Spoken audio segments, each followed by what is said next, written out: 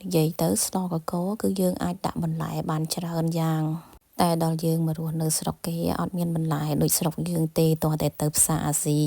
ហើយពេលខ្លះទៅដល់ផ្សារអាស៊ីក៏អត់មានបន្លែគ្រប់ដែរចឹងហើយទាល់តែយើងចេះច្នៃបន្លែអីក៏អាចយកមកស្លកកូរបានដែរហើយថ្ងៃនេះដែរខ្ញុំស្លកកូរមានដូចជាល្ហុងខ្ចី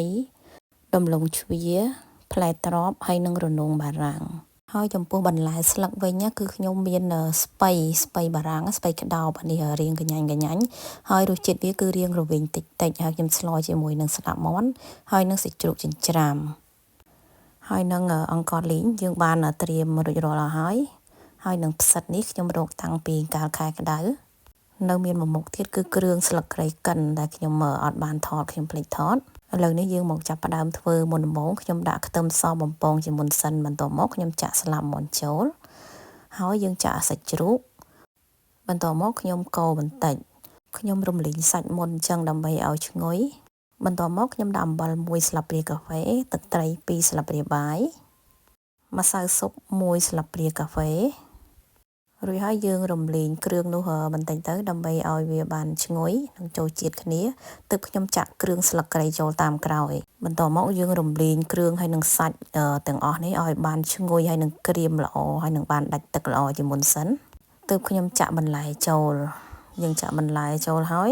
យើងរំលីងបន្លែនោះជាមួយនឹងសាច់បន្តិចទៅដើម្បីឲ្យគ្រឿងយើងបានចូលសព្វគ្នាល្អទើបខ្ញុំដាក់ផ្សិតចូលយើងដាក់ផ្សិតហើយយើងរំលីងរហូតតតែគ្រឿងយើងគឺបានទន់ល្អឥឡូវនេះខ្ញុំគ្របបន្តិចដើម្បីឲ្យគ្រឿងយើងគឺបានទន់ល្អជាធម្មតាគេរំលីងគ្រឿងស្លឹកគ្រៃមុនតែខ្ញុំរំលីងជាមួយសាច់អញ្ចឹងព្រោះពេលដែលយើងលីងគ្រឿងគល់គ្រៃមុនគឺថាវាផ្ទុះ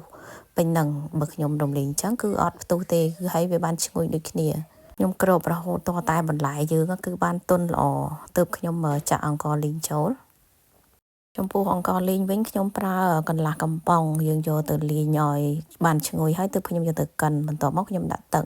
ហើយចំពោះទឹកវិញអាស្រ័យលើបងប្អូនចូលចិត្តរៀងខាប់ឬមួយក៏រៀងរាវ